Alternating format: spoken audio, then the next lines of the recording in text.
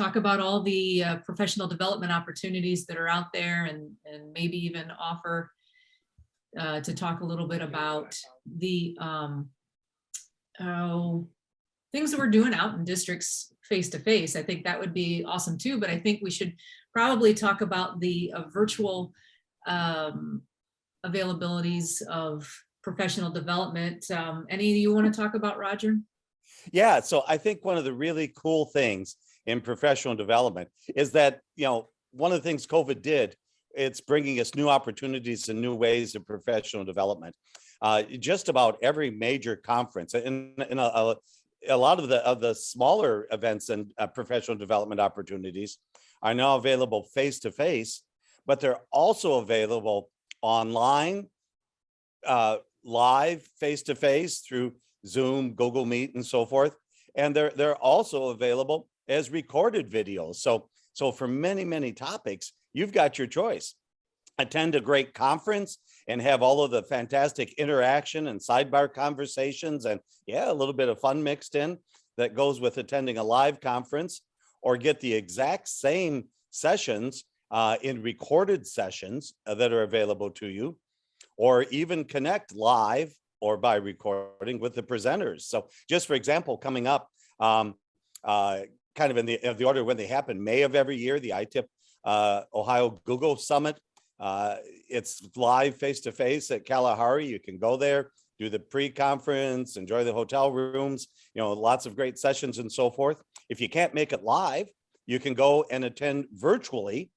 And the video recordings of every single session are going to be available, for you to take a look at whenever you want, along with professional development certificate options. And in many instances, you can also make arrangements to connect with the actual presenter. ISTE 2022, that's another one coming up. It's in New Orleans, fantastic place to go. It's in June, usually the last weekend in June. This year, I think it's like the 26th through the 29th of June. And you can go down to New Orleans and experience all the culture and history and tourist spots, as well as, hundreds and hundreds of great sessions. Or you can attend virtually. It's a lot cheaper, and you still have most of the same content. Another conference coming up in Ohio this fall will be the OELMA, Ohio Educational Library Media Association Conference. That's usually the first weekend in October. I think this year it's October 5th through 7th at a hotel in Dublin. And go find out everything that, I mean, that's a conference that's good for school librarians, media specialists, but also, teachers that use a lot of media in their library, and tech coordinators and administrators. In my own opinion, especially elementary school administrators, a great conference. So lots of places to go. And in most instances, you can do it face to face. You can do it virtual without ever having to travel to the conference and having those travel expenses. Watch it when you want to. And again, the option of talking to the presenter live or by their own videos that they may share with you. May or may not be a fee, might be posted on YouTube, but lots of professional development options. I think we're just learning how that's going to play out. What's best to get live? What's best to get face to face? What's going to be really good? It's better for me if I watch online. I'm going to throw out one more opinion and then, toss it back to you guys. But, I think for me personally, if you're new to a topic or going into a new instructional strategy or a new instructional tool, there's absolutely nothing better than being live face to face with the instructor or the presenter. If it's something you're already familiar with and you just kind of want to brush up on it or learn a new aspect that's happening, the virtual works fantastic. And if you really need in-depth questions, well, that's when connecting by Zoom or Google Meet live with the tech expert themselves. I mean, sure, you can arrange to have them come out to your school, meet with you in the classroom, and that's still a good option. But it's so easy. In most instances, so easy, just shoot an email. Hey, can we connect by Zoom? My planning period is at 2:20 today, and can I spend 20 minutes with you? And I know for NWET staff, that's something that's really, really manageable. So lots of options on PD. Yeah, I agree. And a lot of the conferences that have even passed are still having virtual opportunities, any of the sessions, all of these sessions were recorded, and even the live sessions that were via Zoom are available for people to watch. And, our digital learning day, those videos are still out there.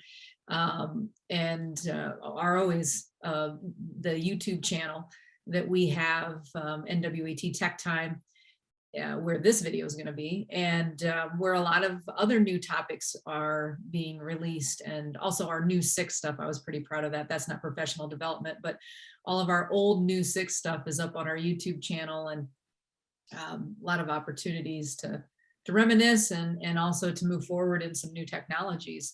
And I agree with you. I mean, there's nothing like the face-to-face, but also if there's no opportunity to meet face-to-face, then of course, reach out to EdTech agency like NWOET and have them, this was before COVID, that we were going to have virtual sessions with people by appointment. So if you wanted to meet and learn something or help us walk you through how to use a specific tool, we could do that virtually. And that was all due to districts taking away professional development days, and teachers still wanted to learn and help advance their students in integration technology use in the classroom, but didn't have the time to do it through the school professional development. So virtual is always good, but a lot of things that I see out in the districts that are going really well,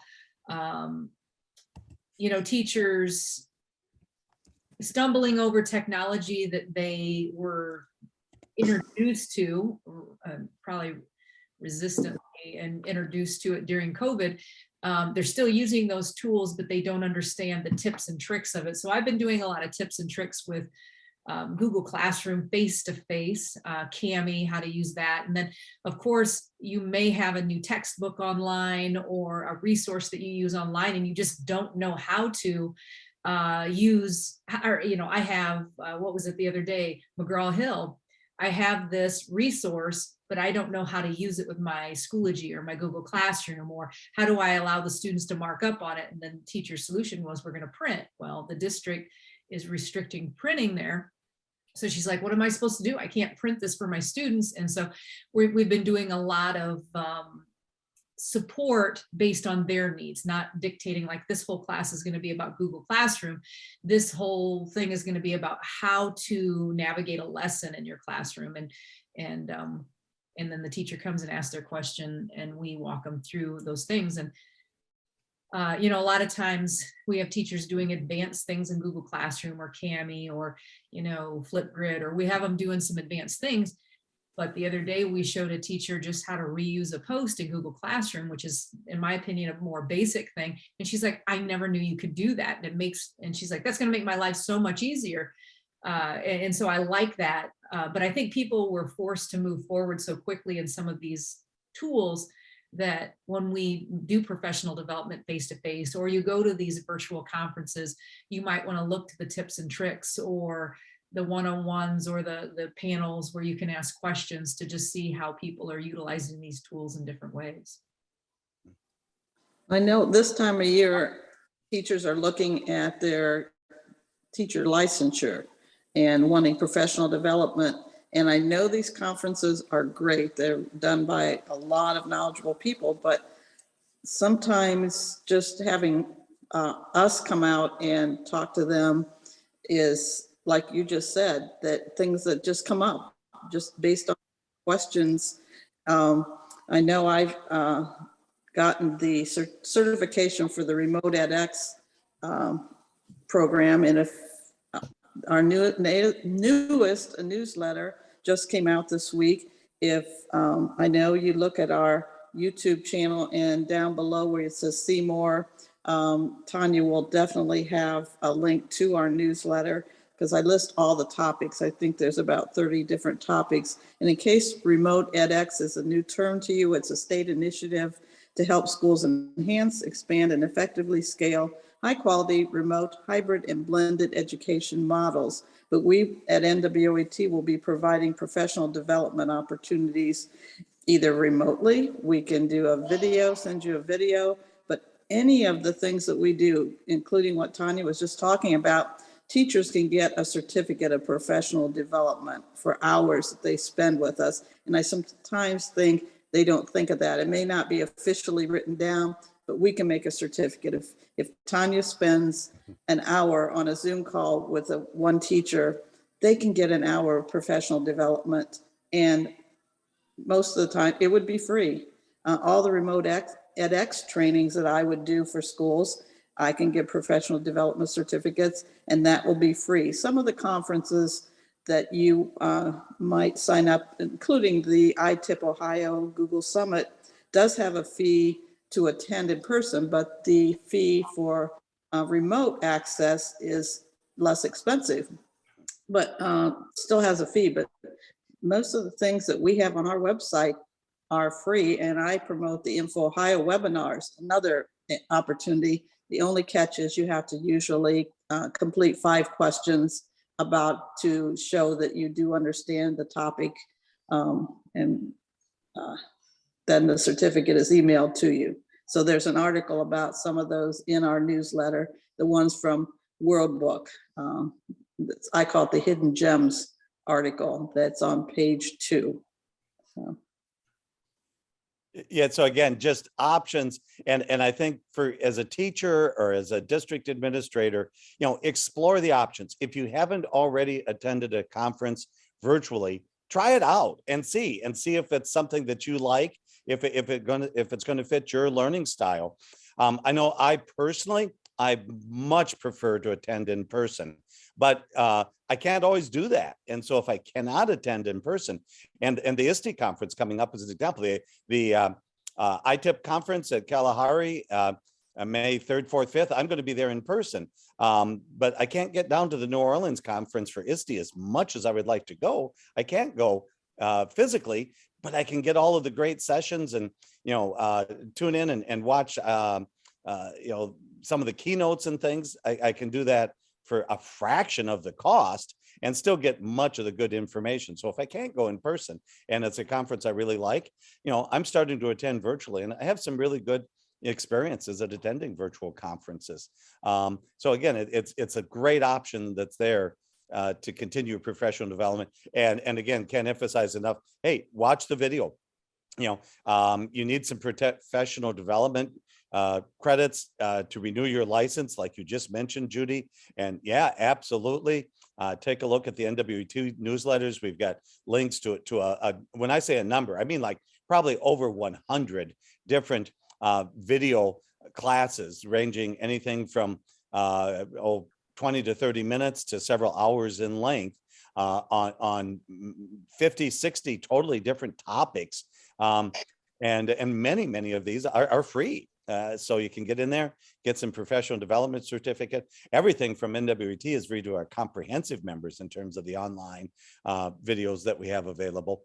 And as you said, some of the organizations and agencies, they do charge a fee, very reasonable that they do so for their virtual attendees, but it's a lot less than going in person. So yeah, just some really cool options out there. As for you as a teacher or you as a district administrator, I really encourage you, try all 3. I mean, try attending a virtual conference or 2, and certainly continue attending conferences face-to-face when you're able to do so. But if you haven't already explored the video PD certificate options, take a look at some of those. It's really an exciting new way to brush up on a skill, to review yourself. And again, for all of the videos, the over 100 available from NWOET, you always have the option of contacting us for a little bit more follow-up if you need it. So try all 3, face-to-face, virtual, and recorded PD with the option of additional contact with your instructors. I think you'll find, it's really one of the ways that things are changing for the better here as a result of the technology and the tools that have been further developed through COVID. Yeah, and Roger, I'm glad that you said that last part, because I was going to close with saying connections. The thing that's made me feel less excited about my job, because I've always been excited about my job, is the connections are missing, because a lot of things are done virtually. And some districts are still not allowing professional development to come in, so we're still doing them virtually. But what I would suggest is, whether it be virtual, Zoom, a recorded session from, ITIP or one of the conferences that you choose to go to, or it's face-to-face, I think it's important to make that connection. So if I watch a video on YouTube and the YouTube video has an email, ours have our emails at the end, this video will have an email at the end, reach out, make a connection. If you're in a Zoom meeting live, turn off that, turn on your camera and show your face and interact and talk. And that's got to be the hardest part for me, is that no one chats anymore. And that's why I love going out and do the face-to-face. And when you're out face-to-face, don't just get up and walk out, make a connection, even if it's just to say hi or thank you, or, what are you doing in your classroom? Because a lot of times the teachers don't have time to collaborate and work together. And then also you have an expert in the room, whomever the organization is going to be. NWOET, we have a lot of background in research and experience. I've been there for 18 years, so of using instructional technology. We got opinions, and we love to chat, and we're also very friendly. So make sure that you're making. I just got to jump in on that, Tanya. I have had an opportunity to talk to some of the biggest names in education in the entire country, even the world, just by going up and speaking with them after they presented. And for the most part, I mean, they've appreciated it. I mean, they like that someone comes up and talks to them. I mean, the U.S. Secretary of Education, I got to have a chat with them, a several-minute chat, just because I went up after their presentation, and they were glad I was there, and they asked me some questions. And Bill Daggett, some of the other huge researchers, they almost always are willing to talk to you. So I'm sorry for interrupting, but boy, talk about opportunities. Whether it's Tanya or me or Judy at a conference, or whether it's some huge national presenter. Almost always they're willing to spend a couple minutes with you. Yeah, that's why we do this. We have information, and we like to share it, and we like to help people out. And if we can't help you on the spot, we'll send you an email after we do a little research and figure out it, or make a connection. We like making connections between, this person's really good at this, you might want to reach out to them, or this is my expertise, or this is Roger's, or this is Judy's expertise. And that's why it's important just to make that connection, even if it's just to say thank you, and Yeah. I'm glad I got to sit in on your information. So I think we need to reconnect and do that. So I'm going to have all the resources on the link that you see on the screen right now. We have a resource website where we put all of our information and resources from the day's video. And our contact information will be at the end of this video. So if you have any questions, feel free to reach out to any of us at NWOET. So we thank you for joining us, and thank you, Roger and Judy, for piecing together all the information about professional development opportunities that are out there. All right, thank you. Take care. Bye.